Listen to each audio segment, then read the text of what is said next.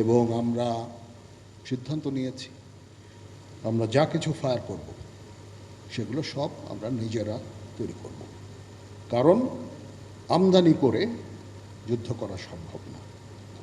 তো সেই দিক খেয়াল রেখে আমরা এগিয়ে যাচ্ছি। আমরা অনেক প্ল্যান করেছি, অন্যান্য জায়গাও আমাদের প্রয়োজন হবে। এখানে আমাদের নিজস্ব কিছু জায়গা আছে যেটা আমরা ব্যবহার করব, এবং আমরা এই প্রতিরক্ষা শিল্পটাকে এগিয়ে নিয়ে যেতে চাই এবং এটা রপ্তানিমুখী একটা শিল্পে রূপান্তর করতে চাই, যেটা আমাদের নিজস্ব প্রয়োজনীয়তা তো অবশ্যই আমরা পুরা করব, এটা থেকে অতিরিক্তগুলো যা আছে সেগুলো আমরা বাইরে রপ্তানি করব।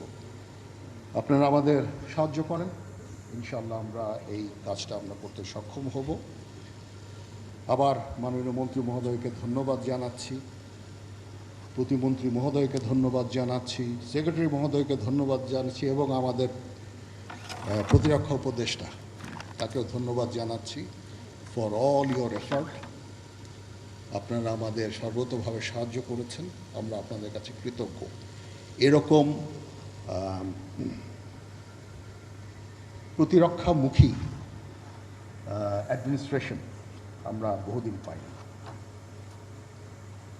আপনারা এই যে ডিফেন্সকে গড়ে তুলতে চাচ্ছেন, এরকম আমরা অতীতে এরকম পরিস্থিতি পাইনি, এই জন্য আপনাদের কাছে অত্যন্ত কৃতজ্ঞ।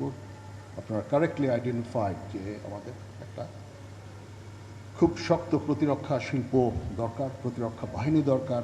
আমাদের তিলে তিলে এখন প্রায় 2.5 লক্ষ সেনাবাহিনীতে রূপান্তরিত হয়েছে।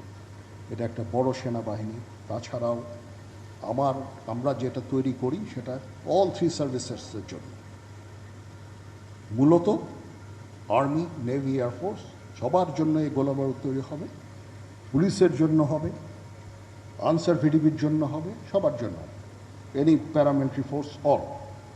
এবং এটা সবাই আমরা এখান থেকে ইনশাআল্লাহ উপকৃত হব। সেই উদ্দেশ্যেই এটা জন্য আমরা কাজ করে যাচ্ছি। আপনাদেরও আন্তরিক ধন্যবাদ, কৃতজ্ঞতা। আবার ইউ হ্যাভ রিয়েলাইজড, আপনারা বুঝেছেন এর প্রয়োজনীয়তা, আমি অত্যন্ত কৃতজ্ঞ।